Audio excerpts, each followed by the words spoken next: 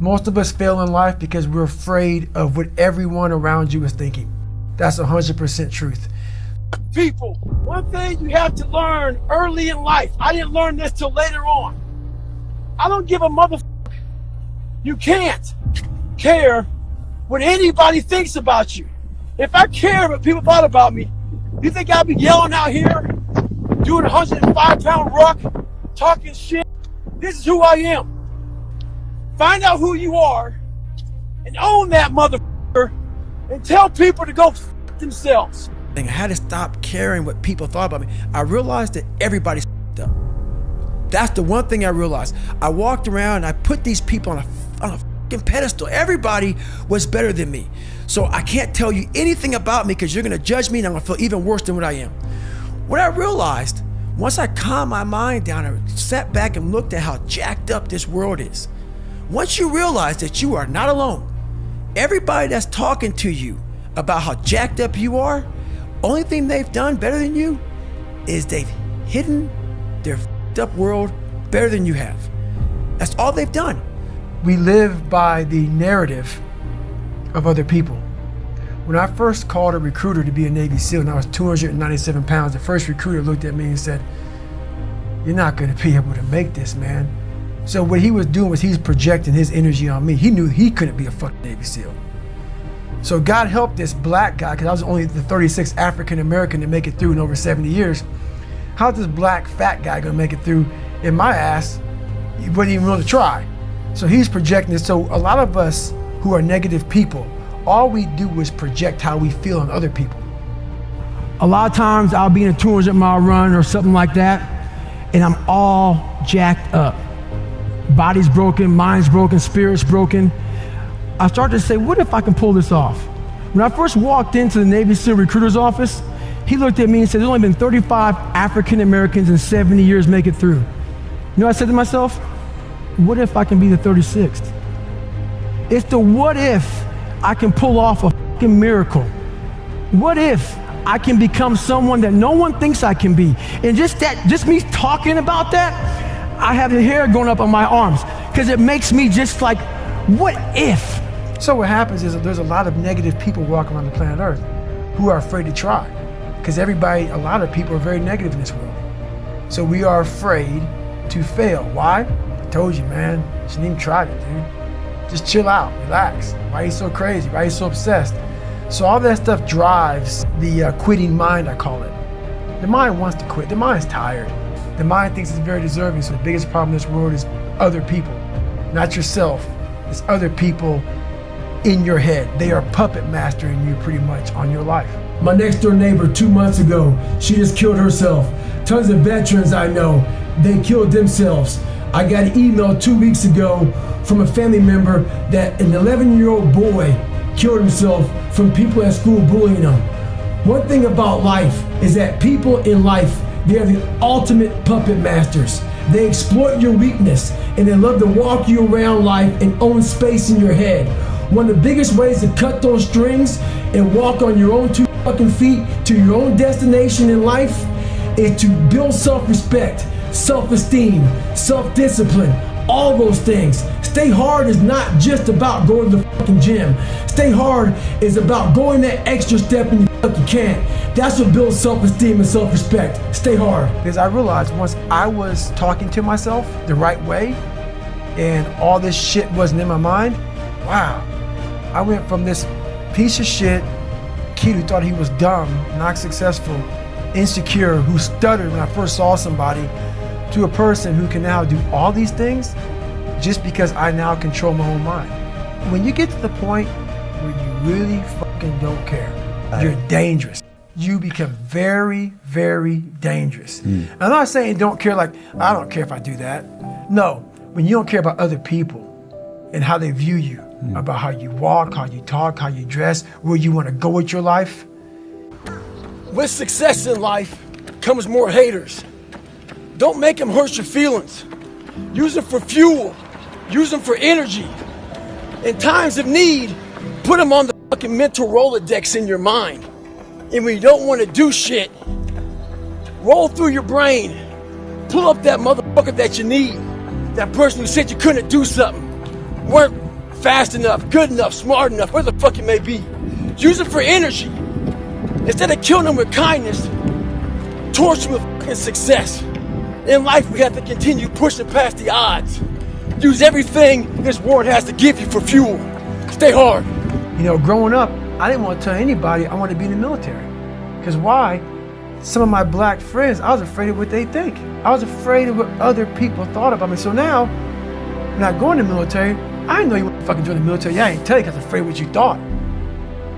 Once again, man, you allowed other people to shackle your mind. It's the worst thing in the world. So when I saw the military uniform when I was growing up, I thought to myself, if I can get that uniform on, I would find honor in wearing the uniform. So not only do I want to be in the military, I want to be in special ops. But I realized to be in special ops, you gotta know how to swim. So I got a how-to book on swimming. The first page was easy, float. So I went to the pool, tried to float. I sank right down to the bottom. I realized I was naked and boring as hell. The more I failed, the more my father's words would creep into my mind about how I'm not good enough. All this other bullshit he said to dehumanize me. As time went on, I started realizing the more I didn't quit, the more self-respect I gained. And the power was all mine. In life, it's important to do one thing. Many people will try to dehumanize you. It's up to you to find self-respect and dignity in yourself. You don't need a uniform to have honor. You need to have pride in yourself, dignity. Stay hard. You have to first accept it before you can fix it. A lot of people walk around, oh man, I'm good. I'm good. No, you're not. You have to accept what you're not. You have to, and people don't want to do that. That's the only way you can fix it. You have to accept it first before you can go on the journey. A lot of folks never even start the journey, man.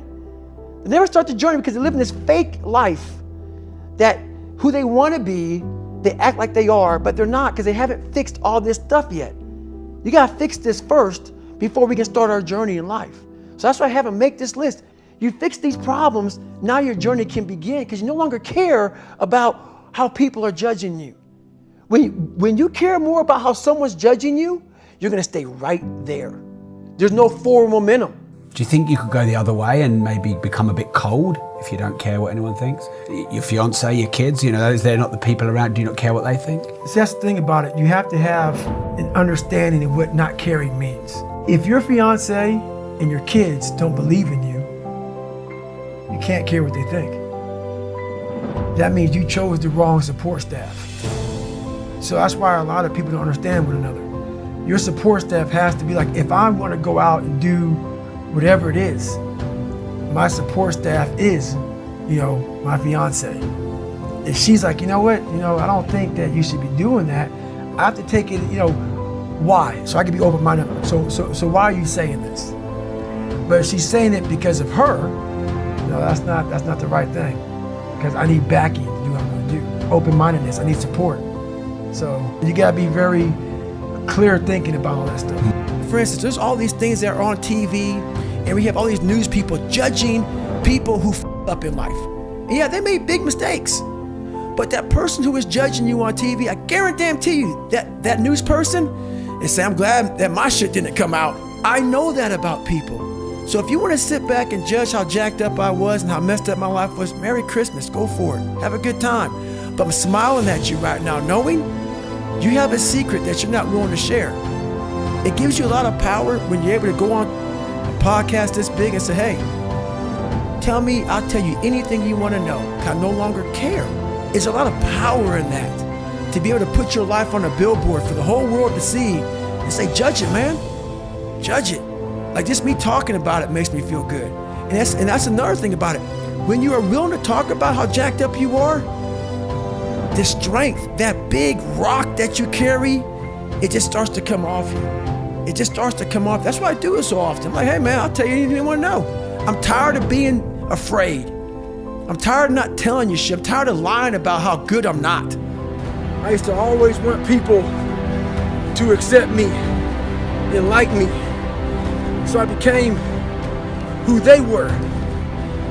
If you like something and I didn't like it, I liked it because you liked it. Become unapologetic of who the fuck you are in your life. If you get after it, you're a hard motherfucker. Get after it.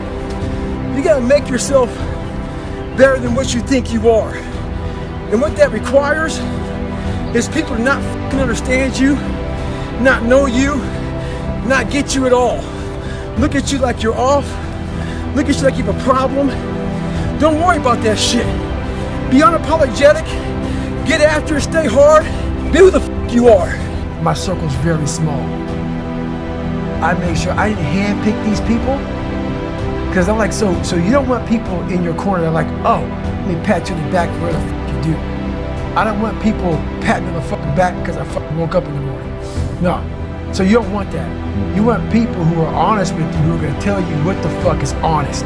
Honest and truthful people. So someone who's honest and truthful, who has lived and is accountable for their own personal life, that's who you want in your corner to say, hey man, you know, you're pretty fucking dumb for doing this, dude. Like, this is not smart.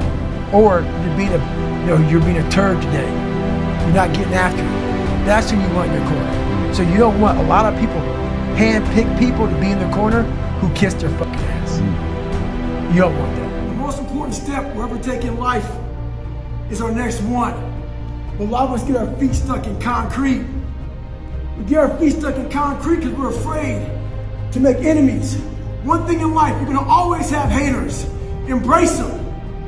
If you can walk on fucking water, trust me, your haters will say you can walk on water because you can't fucking swim. Shut the fucking noise out.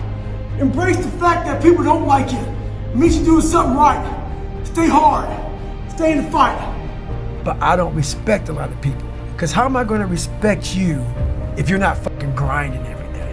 And I don't mean working out, getting to the gym. Really going out there and grinding. So if you don't know how I'm living my life, how am I gonna respect you? So you have to be a hard worker, period, dot. You gotta work your fucking ass off. That's where I gain respect from you. So if you're working hard every day, now you have an opinion in my eyes. But if you're just a guy who talks shit and you live this fucking life of talking shit, come on, dude. I understand one thing, you're just talking shit.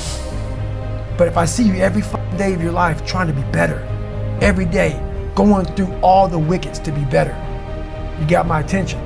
I respect you now. So we first have to face the real you. The real me is David Goggins. The real me is a guy looking at you right now saying, I don't want to fucking be on this show right now because I used to stutter as a kid. And I'm afraid of that. I'm afraid that here in a second, I'm gonna start fucking stammering and stuttering and the whole world's gonna know that I have all these issues. But that's when I see right now, okay, Goggins, you gotta go on this fucking show. That's Goggins. Goggins is saying, okay, David Goggins, you're a punk. Life made you this way. We can't live like this. We can't live in fear. We can't live in judgment. We can't be afraid of what the fuck people right now are looking at me saying about me. We cannot be afraid of that. That's Goggins. Goggins saying, fuck all of you who don't like me, who don't want it. And that person then comes in. But you have to be David Goggins and say, man, I'm afraid of this. I'm fucked up here. Life made me this way here. I stutter. I have these issues with reading and writing, and I'm fat and I'm insecure. You have to face that in that dark room. In that dark room is who you are. But in that dark room is where you have to create another human being that walks out of that dark room to face who you are. That's the only way you're gonna get over all those things. You have to create someone else. Not like you have two different personalities. It is you. But you have to find strength. And that visualization of almost me cracking out Goggins, like almost like that Superman cape, like I'm coming out a different person, a person that doesn't give a fuck about anything. That's Goggins.